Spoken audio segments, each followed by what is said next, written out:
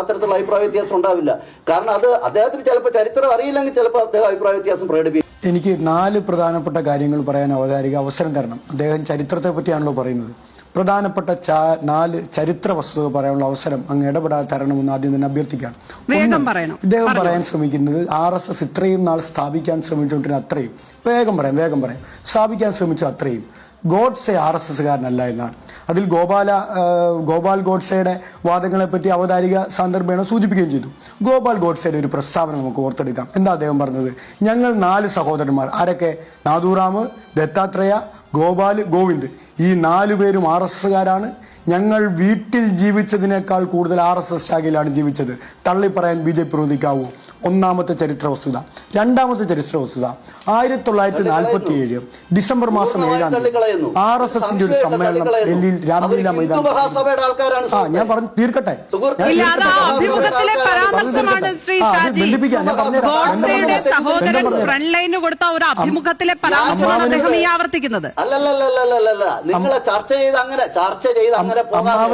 അമ്മാവനും അനന്തരവന്മാരും തമ്മിലുള്ള ബന്ധം ഞാൻ പറഞ്ഞുതരാം.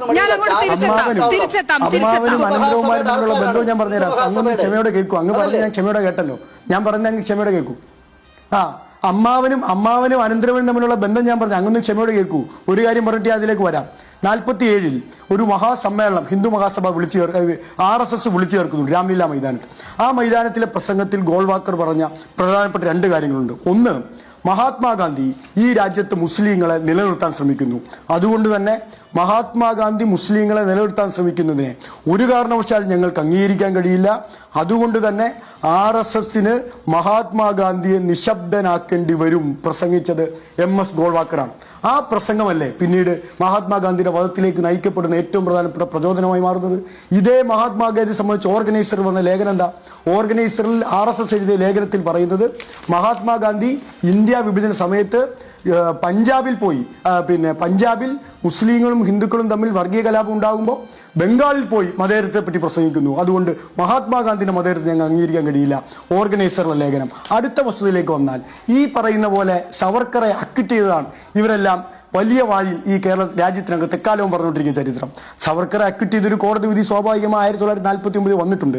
പക്ഷേ എൻ്റെ സുഹൃത്ത് മറന്നുപോകുന്ന ഒരു കമ്മീഷൻ റിപ്പോർട്ട് ഉണ്ടല്ലോ സുഹൃത്തെ.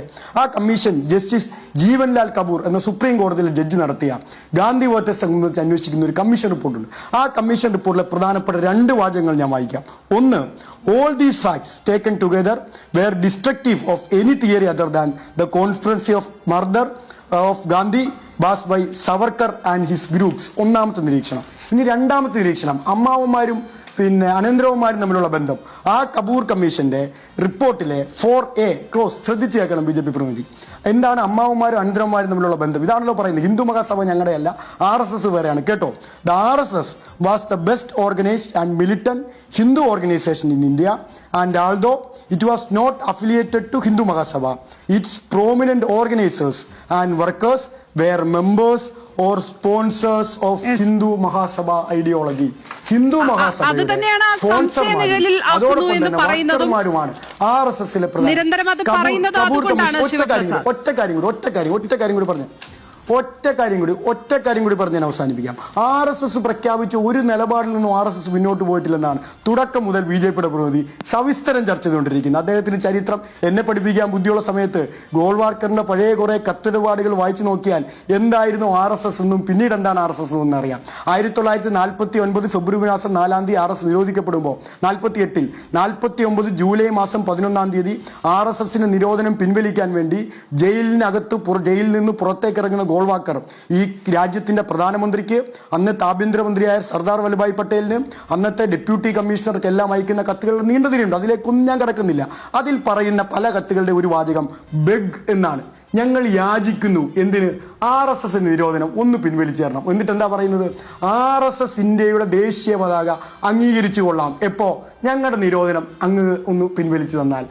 RSS ഇന്ത്യയിൽ തയ്യാറാക്കപ്പെടുന്ന ഭരണഘടന അംഗീകരിക്കാൻ തയ്യാറാണ്. എപ്പോ? ഞങ്ങളുടെ നിരോധനം അങ്ങൊന്ന് പിൻവലിച്ചു തന്നാൽ. ഇങ്ങനെ കാല് പിടിച്ച് നിരോധനം പിൻവലിച്ച് ഞങ്ങൾ ഈ രാജ്യത്തിന്റെ രാഷ്ട്രപതാകയും ഞങ്ങൾ ഈ രാജ്യത്തിന്റെ ദേശീയ പതാകയും ഞങ്ങൾ ഈ രാജ്യത്തിന്റെ ഭരണഘടനയും അംഗീകരിക്കാം എന്ന് കാല് പിടിച്ച് ബെഗ് എന്ന വാക്കാണ് ഗോൾവാക്കർ ഉപയോഗിക്കുന്നത്. നിൽക്കുന്നത്, ബെഗ് ചെയ്ത് RSSന്റെ നിരോധനം പിൻവലിച്ചവരാണ് വലിയ വായിലെ പ്രസംഗിക്കുന്നത്. ഞങ്ങൾ ഒരു സ്റ്റാൻഡിൽ നിന്നും പുറകോട്ട് പോയിട്ടില്ല. നിങ്ങൾ സെക്കുലർ രാഷ്ട്രം അംഗീകരിച്ചത് RSSന്റെ നിരോധനം പിൻവലിക്കാൻ വേണ്ടി മാത്രമാണ്. നിങ്ങൾ ഈ രാജ്യത്തിന്റെ ദേശീയ പതാക അംഗീകരിച്ചത് RSSന്റെ നിരോധനം പിൻവലിക്കാൻ വേണ്ടിയാണ്. നിങ്ങൾ ഈ രാജ്യത്ത് പൊളിറ്റിക്കൽ, അതാ പ്രധാനപ്പെട്ട വാചകം, RSS restricted to working into the cultural fields and has nothing to do with politics പറഞ്ഞത് MS ഗോൾവാക്കർ 1949 ജൂലൈ മാസം 10 അദ്ദേഹം എഴുതിയ കത്തിലാണ്. എന്തുകൊണ്ട് RSS രാഷ്ട്രീയത്തിൽ ഇടപെടുന്നില്ല എന്ന് പറയേണ്ടി വന്നത്? അത് നിരോധനം പിൻവലിച്ച് കിട്ടാൻ വേണ്ടിയിട്ടാണ്.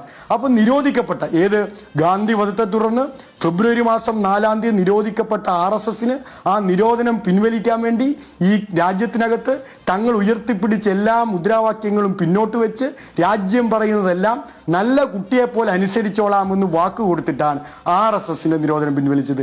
കമ്മ്യൂണിസ്റ്റുകാരെ നിരോധിച്ചത് ശരിയാണ്, പക്ഷെ കമ്മ്യൂണിസ്റ്റുകാരെ നിരോധിച്ചത്